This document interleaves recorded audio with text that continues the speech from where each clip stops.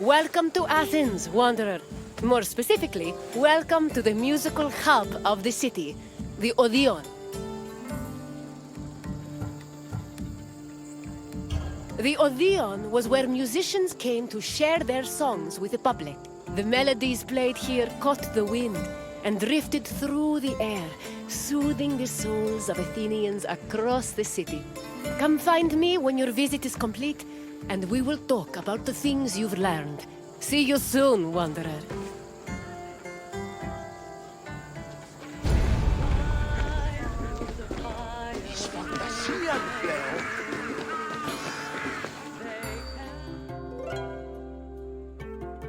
Music played an important part in almost every aspect of ancient Greek life.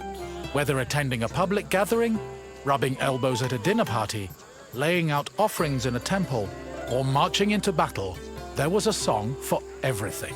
Aristotle even wrote that music increased the efficiency of laborers, and it was often played for rowers and field pickers to keep them working at a steady rhythm.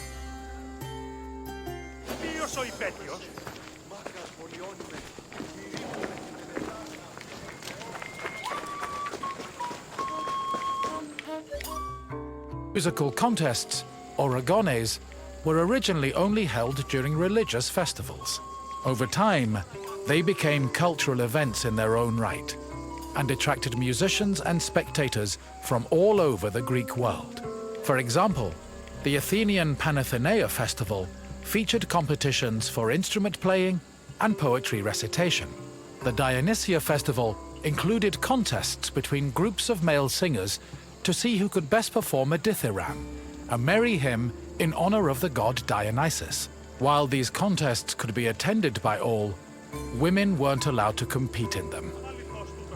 In the early days of the competitions, winners only received a crown and an ego boost for their talents. But from the Hellenistic period onward, the rewards were upgraded to cash prizes. These prizes were large enough for musicians to make a fortune, especially if they moved from festival to festival.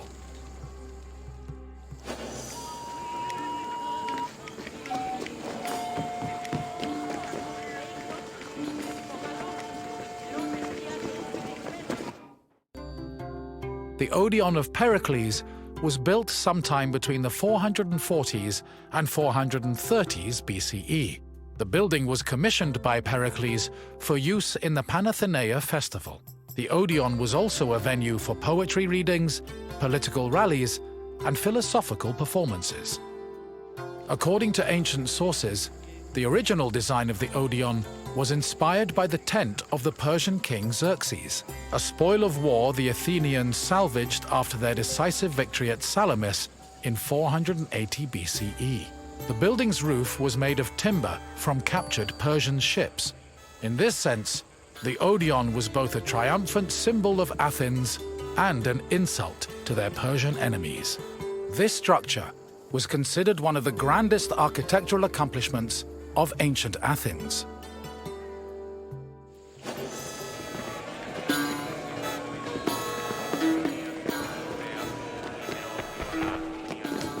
In ancient Greece, there was a type of music for almost any occasion.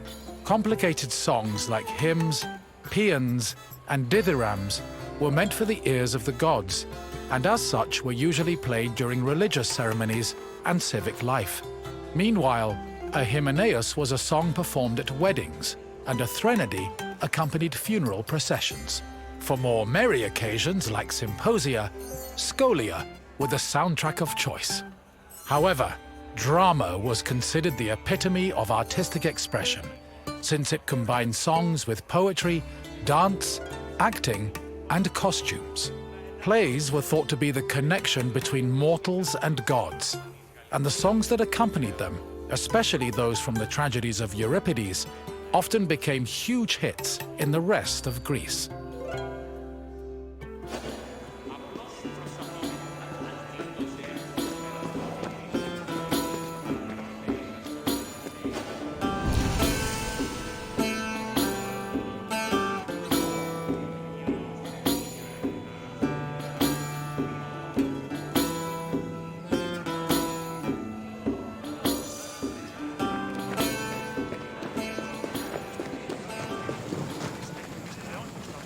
Hello again.